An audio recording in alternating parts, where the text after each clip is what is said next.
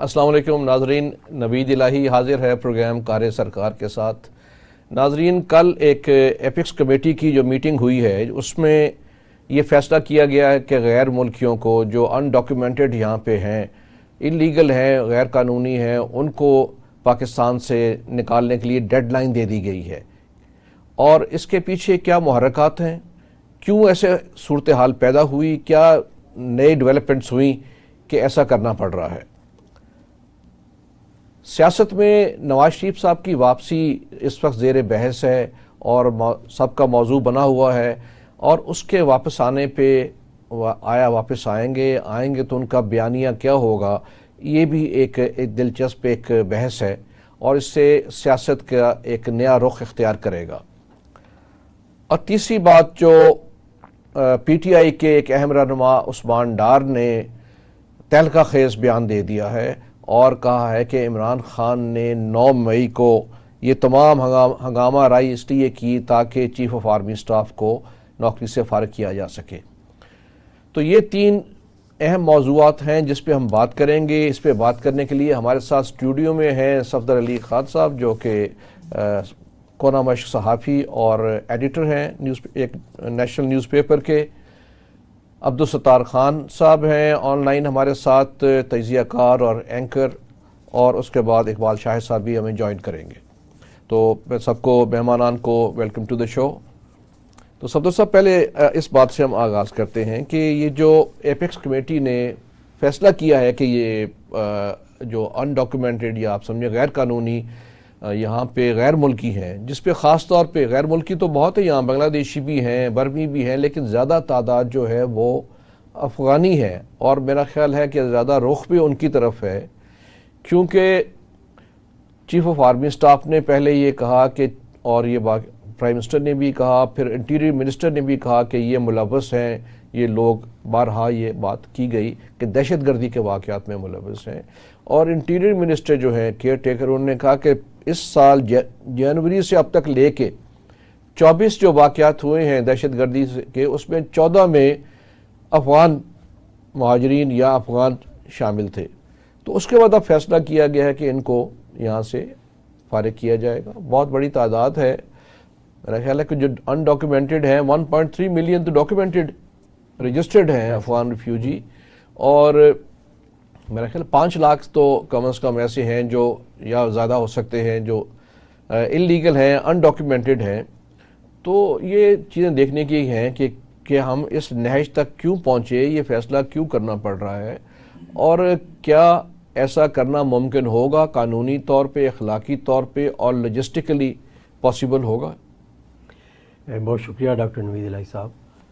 اس میں گزارش یہ ہے کہ ہمیں افغانستان کا تھوڑا سا بیک ٹریک دیکھنا ہوگا کہ ان کے کیا پاکستان کے ساتھ تعلقات رہے ہیں، اور یہ معاملہ آپ کو جنرل ضیاء الحق کے دور سے شروع کرنا پڑے گا، جب سوویت یونین کا وہاں قبضہ تھا اور پاکستان نے افغان جہاد میں اس معاملے میں دخل اندازی شروع کی، اور پاکستان نے بے شمار قربانیاں دے کے افغانستان کو روسی جارحیت سے محفوظ کیا۔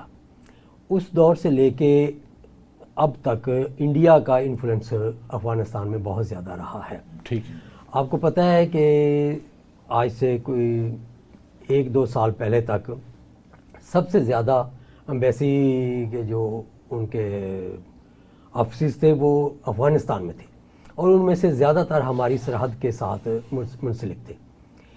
لہٰذا ایک پورے کم از کم 2 دہائیوں سے انڈیا نے وہاں پر پاکستان کے خلاف پوری طرح بیج بوئے ہیں اور اس کی آبیاری کی ہے، اور پاکستان کے خلاف ایک پروپیگنڈا مہم چلا کر ان لوگوں کو پاکستان کے خلاف کافی حد تک مشتعل کیے رکھا ہے اور کر رہا ہے۔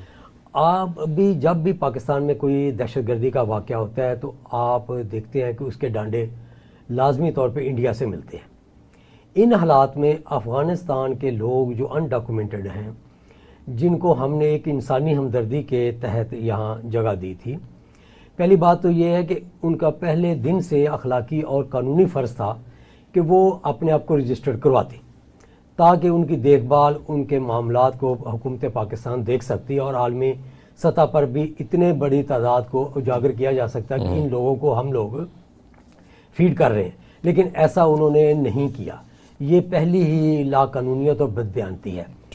اور جو ایک بندہ آپ کے ریکارڈ میں نہیں ہے وہ کوئی بھی کام کر سکتا ہے ملک میں کسی طرح نہیں. لیکن صفدر صاحب آپ کی بات تو ٹھیک ہے، لیکن ہماری جو ذمہ داری تھی، ہمارے اداروں کی ذمہ داری تھی، جس میں جو لوگ پاسپورٹ، شناختی کارڈ، پولیس پروٹیکشن چند ہزار روپیہ لے کے بددیانت جو اہلکاران ہیں ان کو فیسیلیٹیٹ کرتے رہے ہیں، ان کو بھی تو ذکر ہونا چاہیے کہ انہوں نے یہاں پہ یہ ان کو، آپ دیکھیے کہ لاہور شہر میں کوئی 1.5 لاکھ سے زائد افغان ریفیوجی موجود ہیں.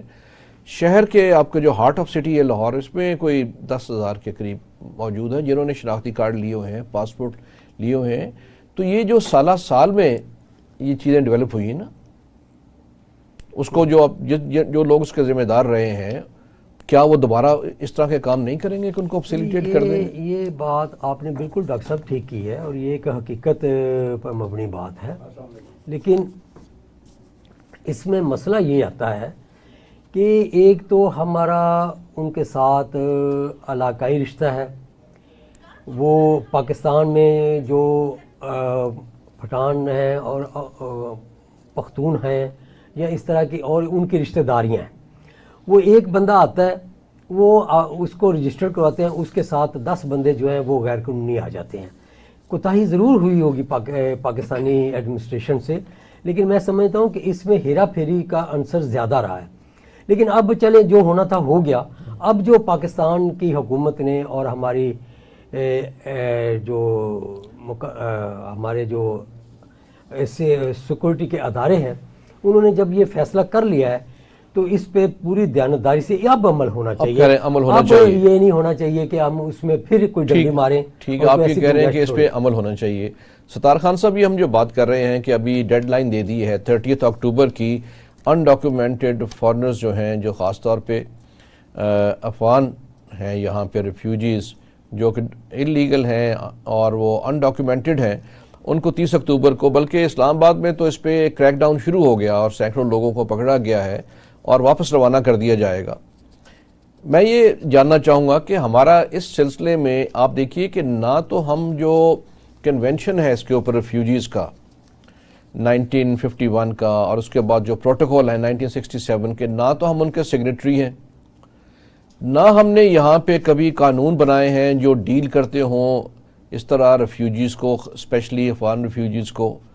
اور ہم نے ایک پالیسی بنائی تھی 2013 میں افغان ریفیوجیز کی، لیکن اس کے اوپر بھی شاید کوئی عمل درآمد نہیں ہوا. تو ہمیں کیا ریکوائرمنٹس ہوں گی لیگلی اور ایک اسٹریٹجی کے تحت ان لوگوں کو واپس نکالنے کے لیے؟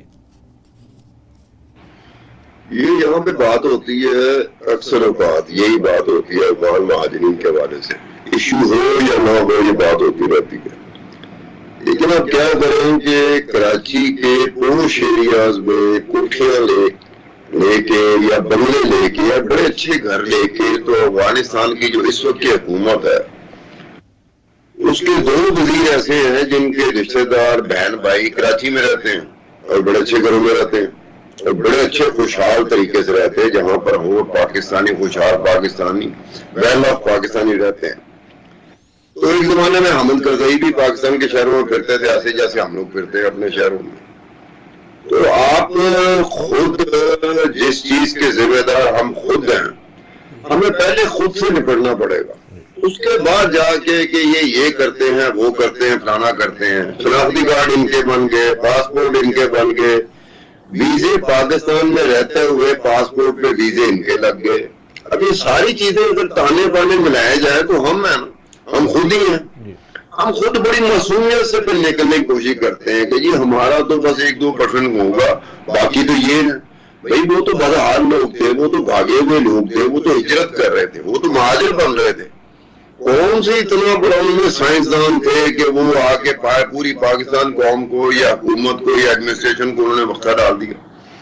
ہم ہیں ہی ایسے پاکستانی، پہلے ہمیں اپنی طرف دیکھنا پڑے گا. ہم بڑے آرام سے منہ اٹھا کے دوسروں کی طرف چلے جاتے ہیں. شناختی کارڈ ہم پاکستانی ہیں، ہم لوگوں نے 4 شناختی کارڈ بنائے ہوئے ہیں. ہم لوگوں نے پاسپورٹ بنائے ہوئے ہیں, ہم پاسپورٹ میں تصویریں بدل دیتے ہیں, ہم پاسپورٹ میں ایڈریس بدل دیتے ہیں, ہم پاسپورٹ میں پتہ نہیں کیا کچھ کرتے ہیں, ہم بھی کر رہے ہوتے ہیں اپنے ساتھ. افغان مہاجرین کو دوسری طرف لے گئے نا, ہم اپنے ساتھ کیا کر رہے ہوتے ہیں. ہمارے یہاں پہ بڑی ہے 3 4 5 شناختوں کے ساتھ ایک پاکستانی رہ رہا ہوتا ہے. وہ کیوں رہ رہا ہوتا ہے؟ 3 4 5 سمیں چل رہی ہوتی ہیں اس کے موبائل کی. وہ کیوں کیسے کر رہا ہوتا ہے؟ ہمیں اپنی طرف دھیان ہوتا نہیں. ہم اور یہ تو پہلو ٹھیک ہے خان صاحب, یہ ایک پہلو ہے کہ ٹھیک ہے جیسے وہ کہہ رہے ہیں کہ 24 جو واقعات ہوئے ہیں دہشت گردی کے اس سال, اس میں 14 میں یہ افغان ملوث تھے یا افغان ریفیوجی, وہ ٹھیک ہے اپنی جگہ. تو اس کی بیسس پہ ہم یہ ایکشن کرنا چاہ رہے ہیں, اور میرا خیال ہے اس میں افغان حکومت کا بھی بڑا رول ہے جو کہ بہت غیر ذمہ دارانہ اور غیر سنجیدہ ہے. خاص طور پہ ان کے جو سپوکس پرسن ہیں ذبیح اللہ مجاہد, وہ ہمیشہ ایک پرووکیٹو اور غیر ذمہ دارانہ بیان دیتے ہیں کہ جیسے ان کا کوئی مسئلہ ہی نہیں ہے, نہ ٹی ٹی پی کو ان کی ذمہ داری ہے, نہ وہ سمجھتے ہیں کہ افغان ریفیوجی ان کی ذمہ داری ہے, پاکستان جانے اس کے مسائل جانے.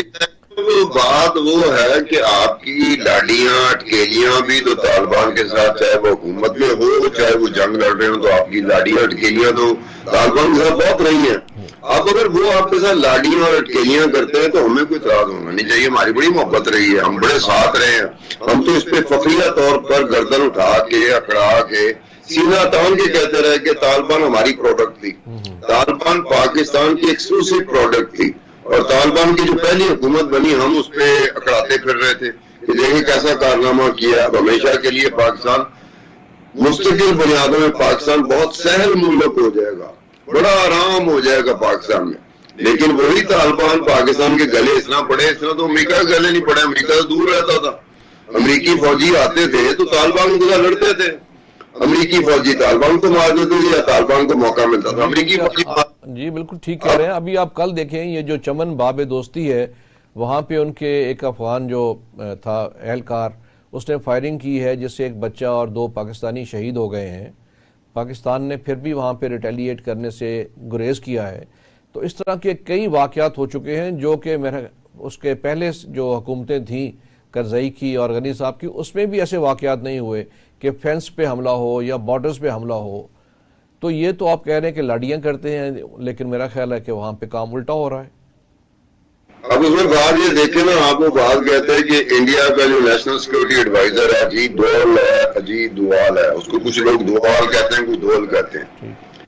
اب اس نے ایک سٹیٹمنٹ دیا تھا, مجھے سمجھ نہیں آئی وہ پاکستان نے سٹیٹمنٹ پہ اعتراض کیوں کیا تھا. وہ تو بڑی ریئلٹی والی بات کر رہا تھا. وہ تو یہ کہہ رہا تھا کہ طالبان ہے نا, طالبان کو تو ہم بھی استعمال کر سکتے ہیں, یعنی کہ انڈیا بھی استعمال کر سکتا ہے. پاکستان اگر کر رہا ہے یا کوئی اور ملک کر رہا ہے تو وہ تو انڈیا بھی استعمال کر سکتا ہے. اب بات بڑی عجیب و غریب تھی, ہم اس کے پیچھے پڑ گئے, نے گل کی تھی. ہم نے ہمارے جو رشتے دار تھے, ہمارے جو عزیز تھے, ہمارے جو دوست تھے, ان کے بارے میں یہ بات کر رہا ہے.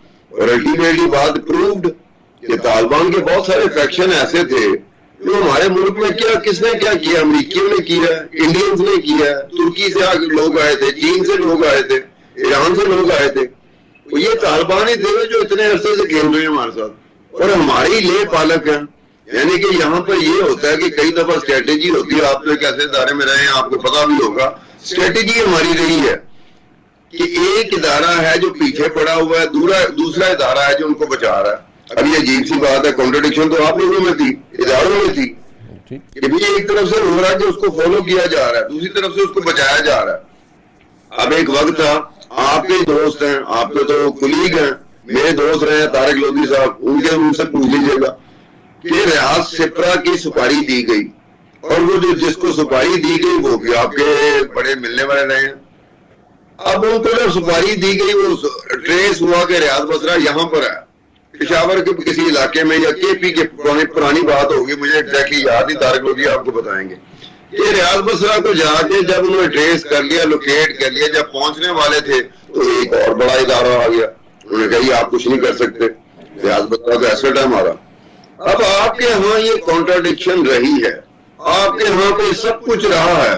پھر ہمیں سکھایا جاتا ہے کہ آپ نے سکرین پہ جب آئیں گے یا کوئی اخبار میں لکھیں گے یا کسی پلیٹ فارم پہ بولیں گے تو آپ نے پروجیکٹ کرنا ہے کہ پاکستان کی حکومت, پاکستان کی ایڈمنسٹریشن اور پاکستان یہ بڑے معصوم سے ہیں, ان کو تو پتہ ہی نہیں چلتا کہ لاکھوں کی تعداد میں لوگ آگے پتہ نہیں کیا کچھ کر رہے ہیں, ان کو پتہ ہی نہیں چلتا. ٹھیک ہے, یہاں پہ ہم لیں گے چھوٹا سا بریک. ناظرین ہمارے ساتھ رہیے گا.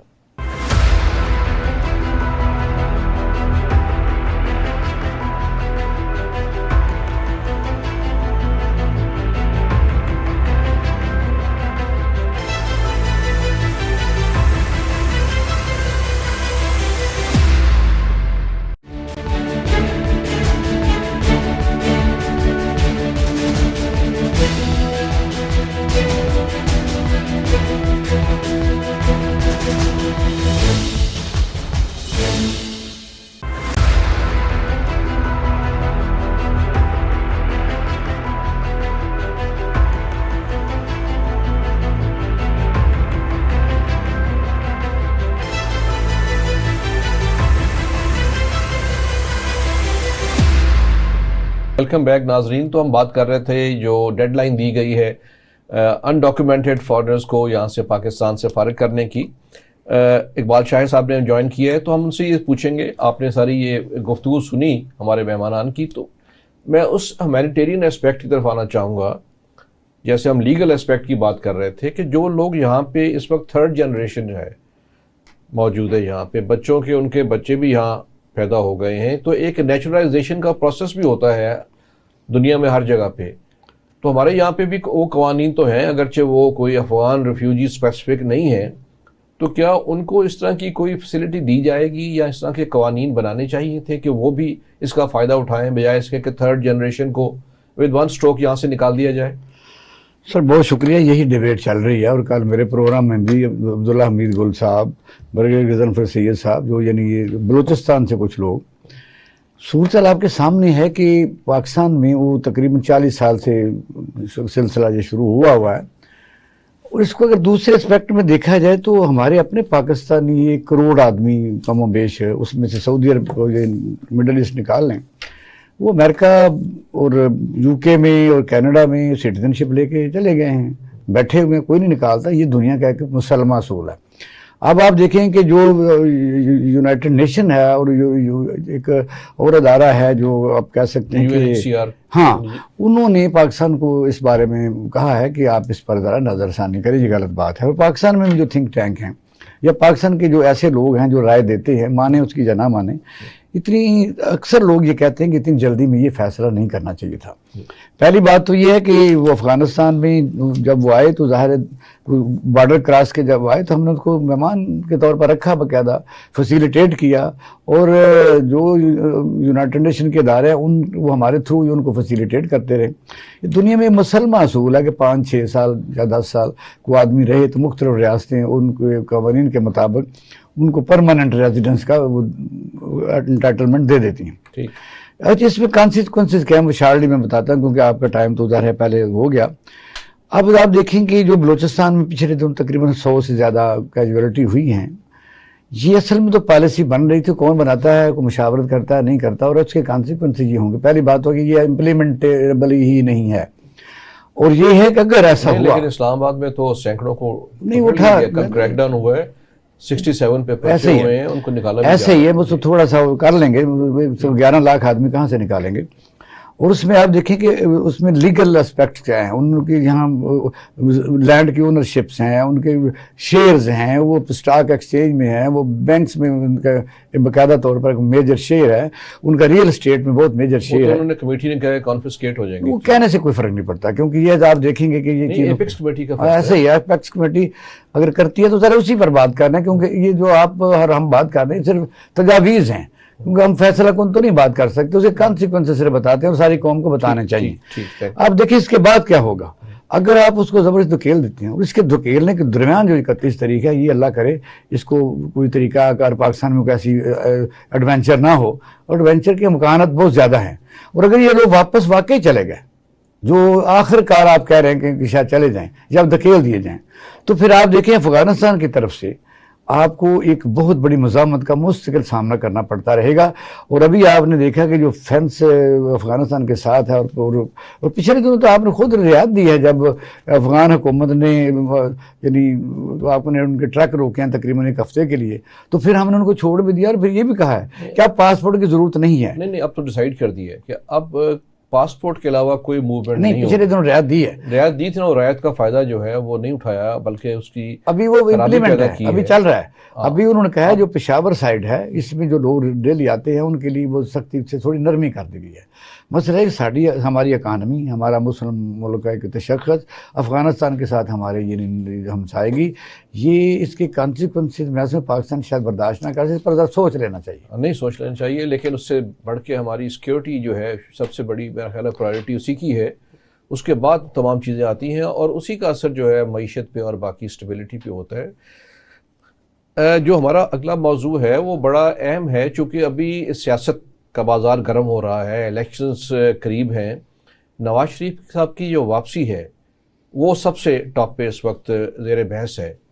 صفدر علی خان صاحب, ایک تو پہلے دو باتیں دیکھنے کی ہیں کہ کیا 21 اکتوبر کو ان کی واپسی کنفرمڈ ہے, آپ کے سورسز کیا کہہ رہے ہیں, اور اگر وہ آتے ہیں تو اس سے پھر یہاں پہ ان کا نیا بیانیہ کیا ہوگا؟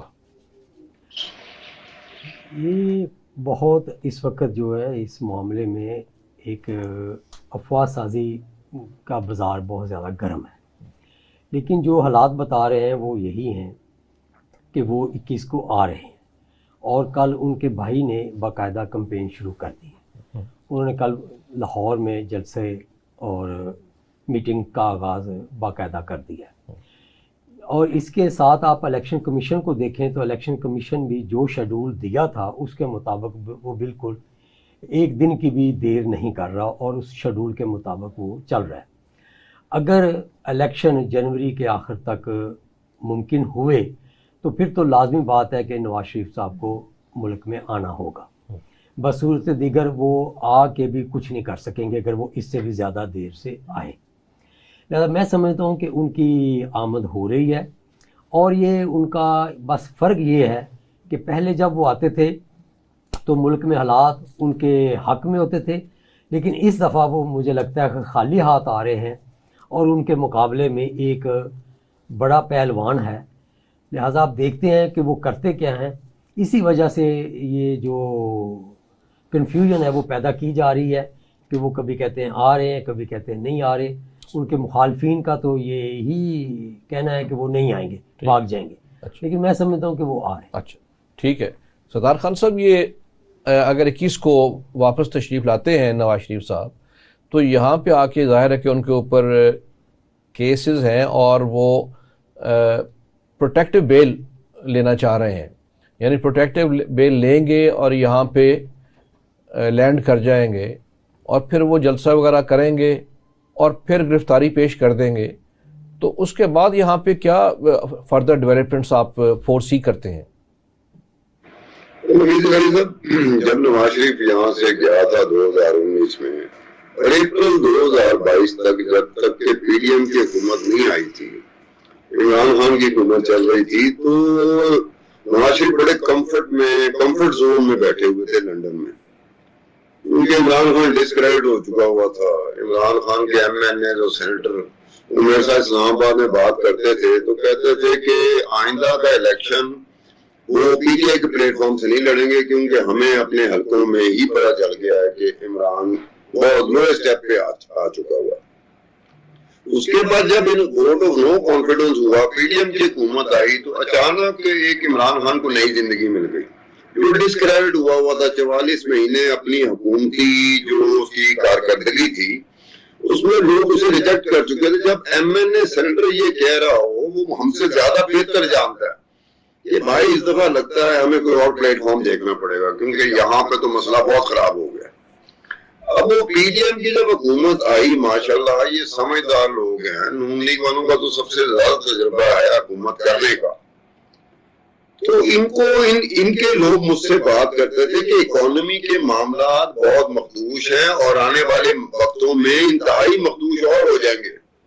اب مجھے سمجھ نہیں آ رہی کہ پھر آپ نے حکومت لی کیوں, अप्रैल 2022 में आपने हुकूमत ली क्यों? अगर आप हुकूमत लेके 3 महीने बाद इलेक्शन कराते, आपके आगू को कोई प्रेशर ना होता, आप खुद ही कराते कि यार हम आए हैं, हम समझते हैं कि 3 महीने बाद हमें इलेक्शन करा देना चाहिए और उसके बाद देखेंगे जिसके पास वोट होगा वो हुकूमत बना ले।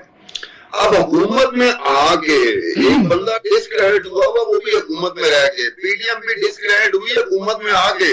हुकूमत में आने से पहले नवाज शरीफ बड़ा कंफर्ट जोन में लंदन में बैठा हुआ था, और जब ये हुकूमत आई 15-16 महीने लगे तो अचानक जो डिस्क्रेडिट हुआ था बंदा, वो अचानक उसको नई जिंदगी मिल गई। नई जिंदगी भी पीडीएम ने और नवाज शरीफ और शहबाज शरीफ और जरदारी और जो भी हुकूमतें थी, जो सियासी जमातें थी, उन्होंने नई जिंदगी उसे दे दी। उसे तो मशकूर होना चाहिए मेरे ख्याल में, वो या बुशरा तो मशकूर होगी ये पीडीएम की या इनकी हुकूमत की कि आपकी मेहरबानी है, आपने हमारी नई जिंदगी फूंक दी। हम तो डिस्क्रेडिट हो चुके हुए थे। इमरान खान साहब तो बिल्कुल ही ऐसे लगता था जैसे शायद ये आखिरी उनका पहला और आखिरी था, इसके बाद शायद ही दोबारा कभी लोगों को तरस आ गया तो उन्होंने वोट देना, लेकिन उसके बाद आपने रूह फूंक दी। अब वो आपके गले पे सवार है, सर पे सवार है, वो अलग बात है, वो अंदर है, और अंदर भी वो कोशिश कर रहा है। जैसे नवाज शरीफ साहब कोशिश नहीं करते थे कि किसी तरीके से एस्टेब्लिशमेंट से बात बन जाए, खान साहब भी कोशिशें करते हैं किसी तरीके से एस्टेब्लिशमेंट से बात बन जाए, क्योंकि उन्हें पता है कि एस्टेब्लिशमेंट से बात बने बगैर पाकिस्तान में कोई बात नहीं बनेगी।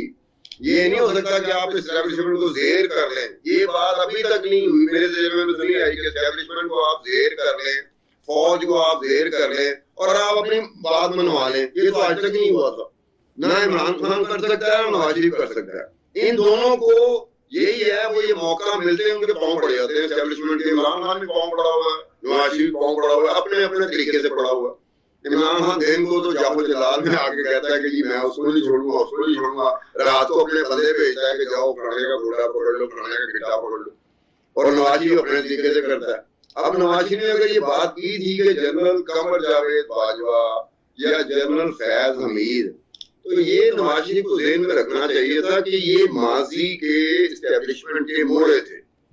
आने वाले जो ये वक्त जा रहा है उसमें एस्टेब्लिशमेंट का मोड़ा या एस्टेब्लिशमेंट का सरबराह या चीफ या करता धरता वो तो कोई और लोग हैं। आप माजी में गुजरे हुए बंदे, और फिर उसके नवाज शरीफ को ये देखना चाहिए कि 2013 में तो नवाज शरीफ की हुकूमत थी, नवाज शरीफ वज़ीर-ए-आज़म बन के आया था, तो परवेज मुशर्रफ, जनरल परवेज मुशर्रफ को क्या कर सका था नवाज शरीफ, जब नवाज शरीफ खुद वज़ीर-ए-आज़म था? नहीं तो बात चले गए ना उनको,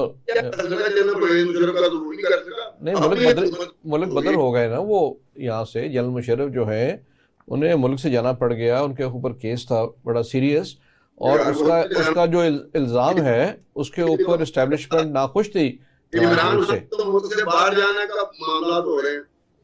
अच्छा, ये मुल्क से बाहर जाना को फतेह की निशानी नहीं होती। नहीं मैं कह रहा हूँ कि जनरल मुशर्रफ को बाहर जाने पे मजबूर कर दिया गया था, बाहर जाने को। ठीक है इकबाल शाहिद साहब, ये जो बात कर रहे हैं सत्तार खान साहब कि ये जो ज़ेर करने की ख्वाहिश होती है लेकिन फिर छुप के हाथ मिलाने की भी कोशिश होती है, ये जारी है। पहले तो अकल नहीं आई इमरान खान को, अब वो उस पर उन्हें समझ आ गई। और नवाज शरीफ तो पुराने खिलाड़ी हैं, उन्होंने एक बयान दिया जिसकी ये जिक्र कर रहे हैं कि उन्होंने जनरल्स को मुर्द इल्ज़ाम ठहराया और जो फॉर्मर चीफ जस्टिस थे उनको मुर्द इल्ज़ाम ठहराया और ये कहा कि इनका एहतसाब किया जाएगा। लेकिन फौरी तौर पे उस पर शहबाज शरीफ साहब भी वापस एक रात ही ठहरे और लंदन चले गए और समझाया बुझाया गया, और ये भी बताया गया कि असल मसला तो इस वक्त मईशत है, तो आप लोग पिसे हुए हैं महंगाई में, तो उसको आप छोड़ें। ये बयानिया जो है इसको दुरुस्तगी के लिए आप कहें कि उसके लिए आप आ रहे हैं, तो मेरा ख्याल है कि शायद उन्होंने इस बात को सुन लिया और समझ लिया और उस पर शायद चलना भी चाह रहे हों। फ़िलहाल तो उनका दोबारा बयान उसके ऊपर नहीं आया। तो आपके ख्याल में कि अब ये जो आने वाले दिनों में वापसी के ऊपर किस किस्म का बयानिया अडॉप्ट किया जाएगा, कौन सा बयानिया होगा जो उन्हें अवाम में मकबूलियत देगा, और दूसरी जो मुखालिफ पार्टीज़ हैं वो क्या बयानिया उसके मुकाबले में लेके आएंगी? पहले तो मैं अपना सत्तार खान साहब को, उन्होंने बाकायदा बड़े दर्द दिल से सारी हिस्ट्री बयान की है। ایک تو یہ ہے کہ ان کا کلپ جو ہے میاں نواز شریف صاحب کو، تاکہ وہ ان کا سن کے ان کے مشوروں پر عمل کریں اور یہ خود ان کو ایڈوائزر بنائیں. ٹھیک ہے. ہمارا سوال اور ہے، ہمارا تو سوال یہ تھا کہ میاں نواز شریف صاحب آ رہے ہیں کہ نہیں آ رہے، اور پھر اگر آتے ہیں تو جیل میں جائیں گے کہ نہیں. رہ گئی بات کہ آپ نے کہا میاں صاحب کون سا نیریٹو اپلائیں گے، میاں صاحب کوئی نیا کون سا دھوکہ دیں گے. یہ سیاستدانوں کے متعلق یہ کہنا چاہیے کہ نیریٹو نہیں ہے کوئی، نیریٹو لیڈرز کا ہوتا ہے جو اگلی نسلوں کے لیے بات کرتے ہیں. یہ تو اپنے ذاتی مفادات کے لیے کئی دفعہ صدر مشرف کو بنایا، پھر ان کا جہاز اترنے نہیں دیا، پھر ان کے ساتھ ہی معاہدہ کر کے یہی لوگ چلے گئے. اس طرح آصف علی زرداری بھی 11 سال جیل میں جب رہے تو انہوں نے بھی آخر کمپرومائز کیا. یہ پاکستان میں ظاہر ایک موجود حقیقت ہے اسٹیبلشمنٹ. اس طرح عمران خان بھی جتنی حکومت اس نے کی وہ باجوہ کے دن راج ہم ایک پیج پر ہیں. اور پھر صورت پاکستان کے میں اسی لیے تو یہ مسئلہ حل نہیں ہو رہا کہ تمام سیاستدان یہ عوام کے مینڈیٹ سے آزادانہ ڈرتے ہیں، ڈیلیور تو کر نہیں سکتے، یہ سہارا لیتے ہیں، سہارا لے کے آتے ہیں. اب بھی اگر آپ کہیں تو آپ نے دیکھا پریکٹس اینڈ پروسیجر جو بل ہے، آپ نے کہا آئیں گے تو جیل جائیں گے. جب اسلام آباد ہائی کورٹ کے جسٹس عطر بین اللہ صاحب نے فوری طور پر رٹ اسی دن لگا دی اور اسی دن یہاں جہاز تیار کھڑا تھا، تو مجھے بتائیے یہاں کو ٹائم لگتا ہے. پہلی بات تو یہ کہ پلس تھی جو میاں نواز شریف صاحب نے وہاں چھوڑی کہ عوام کا ریئیکشن کیا ہے، اسٹیبلشمنٹ کا ریئیکشن کیا ہے. کیونکہ ان کے پاس شاید خبریں یہ ہوں کہ اسٹیبلشمنٹ جو سابقہ ہے ان کا اس اسٹیبلشمنٹ سے کوئی لینا دینا نہیں ہے. لیکن جو اب وہ فوری ریئیکشن آیا تو پھر آپ نے دیکھا میاں شہباز شریف نے بڑا وائزلی واپس گئے، انہوں نے بتایا اسٹاپ اٹ. اب یہ ہے کہ اگر یہ اس میں دو چیزیں، ایک تو یہ ٹریپنگ سسٹم بھی ہوتا ہے پاکستان میں، ٹریپ کرنا کہ last and enough is enough, کہ آپ آ جائیں. تو پھر فیصل وابڈا صاحب کی طرف سے یہ تو ظاہر ہے وہ کس کے آدمی ہے سب کو پتہ ہے کہ آئیں تو پھر ان کو جو بھی کرنا ہے ہم اس کو پروسیڈ کر لیں گے. اب یہ ہے کہ پریکٹس اینڈ پروسیجر ایکٹ ہے کیا؟ پاکستان کی تاریخ میں کبھی دیکھا کہ پاکستان میں اس وقت کی سچویشن کیا ہے؟ غیر آئینی اسمبلیاں چل رہی ہیں، اس پر تو کوئی فل بینچ 15 رکنی نہیں بنا. صرف پریکٹس اینڈ پروسیجر کس لیے کیس سنا جا رہا ہے اور لائیو سنایا جا رہا ہے اور عوام کو پتہ چل رہا ہے کہ جا کس طرف رہا ہے. اور ججز زیادہ بول رہے ہیں اور وکیل کو خاموش بیچارے جواب دیتے ہیں، تو 5 جج صاحبان اس کو صرف پھر کویسچننگ کرتے ہیں. اس میں جلدی کیا ہے؟ جلدی یہی ہے ٹائمنگ کی، کہ اگر یہ فیصلہ آ جاتا ہے کہ پریکٹس اینڈ پروسیجر بل جو ہے اسمبلی نے پاس کیا ہے وہ انٹیکٹ ہو جائے، تو اسی کے تحت سوو موٹو جو 184(3) ہے اس کے تحت فوری طور پر اپیل کا حق ہے. 1 دن لگتا ہے میاں صاحب کو بری ہونے میں، جیل کس نے جانا ہے؟ پاکستان کی عدالتوں کا فیس نظر آتا ہے، یا انصاف تو ہر بچے کو پتہ لگتا ہے کہ ہو کیا رہا ہے. اس وقت آپ دیکھیں کہ بھئی غیر آئینی اقدامات پاکستان میں بھوک ننگ اور اس قسم کا جو غیر آئینی کام ہو رہا ہے، اس پر سپریم کورٹ آف پاکستان کو پہلا سیشن کیا ہے، اور سب سے کیا اہم مسئلہ تھا، اہم مسئلہ 1 مین شو ہے جو وہ کر رہے ہیں. اگر ایسا ہو جاتا ہے، اگر بلیسنگ ہے تو پھر وہ آ جائیں گے، اگر ٹریپنگ ہے تو پھر بھی پتہ چل جائے گا. اور میرا ابھی بھی خیال 60% ہے ریشو کہ میاں نواز شریف صاحب نے پلس دیکھ لی ہے، ہی نیور کم. اور یہ 21 کو وہ نہیں آ رہے، اور اب کوئی حادثہ ہنگامہ یا معجزہ ہوتا تو اور بات. اچھا صدر علی خان صاحب، آپ تو بڑے وثوق سے کہہ رہے تھے کہ 21 کو واپس سے آئیں گے، لیکن اقبال شاہد صاحب نے تو حادثے کے انتظار میں کہ کچھ ہوگا تو آئیں گے. جو ہسٹری ہے اس میں تو یہی ہے ختم ہو جائے گا. اچھا ٹھیک کہ ہمارے جو لیڈران کرام ہیں وہ بالکل دھوکے باز ہی ہیں. لیکن اس وقت حالات جو ہیں وہ پاکستان کے اسٹیبلشمنٹ کے قابو میں اسی صورت میں آ سکتے ہیں جب ان کے پاس کوئی ایک بندہ ہو جس کو وہ عوام کے سامنے پیش کر سکے. وہ نواز شریف سے بہتر کوئی بندہ نہیں ہے اس وقت، اور لہٰذا ملک کے حالات کے مطابق الیکشن ضروری ہیں اور پاکستان کے بقا کے لیے بھی ضروری ہیں. ٹھیک ہے. اور اس وقت جو فتنہ ایک فوج کے خلاف کھڑا ہو چکا ہے، اس کو اگر فوج نے ختم کرنا ہے تو اس کا بھی طریقہ کار. اچھا فتنہ سے مجھے یاد آیا کہ عثمان ڈار صاحب جو پی ٹی آئی کے رہنما ہیں، ان کا ابھی ایک بیان آیا ہے اس سے آپ جو کہ بہت ہی وفادار تھے ان کے، اور چھوٹی اے ٹی ایم بھی تھے. ان کے جو بیان آیا ہے وہ بڑا ایک ہولناک بیان ہے کہ ان کے لیڈر جو ہیں 9 مئی کو وہ چاہتے تھے کہ چیف آف آرمی سٹاف کو ملازمت سے فارغ کیا جائے. اچھا یہ بیان شہباز شریف بھی اس پہ انڈیکیشن دے چکے ہیں، اور جو کیئر ٹیکر پرائم منسٹر ہیں انہوں نے بھی اس بات کا اظہار کیا تھا. اب یہ ان کا بیان آ گیا ہے, تو اس پہ آخری 1 منٹ ہے, اس پہ میں یہی گزارش کر رہا ہوں نا کہ اس سے دیکھ لیں کہ حالات اس وقت پاکستان کے کس نہج پر ہیں. لازمی طور پہ عمران خان کی کوئی بھی معافی قبول نہیں ہو رہی, اور آپ سائفر کیس کے جو گواہان ہیں ان پر ہی نظر ڈال لیں تو آپ کو پتہ چل جائے گا کہ حالات کس طرف جا رہے ہیں. اس لیے نواز شریف کی جو آمد ہے وہ حقیقت ہے.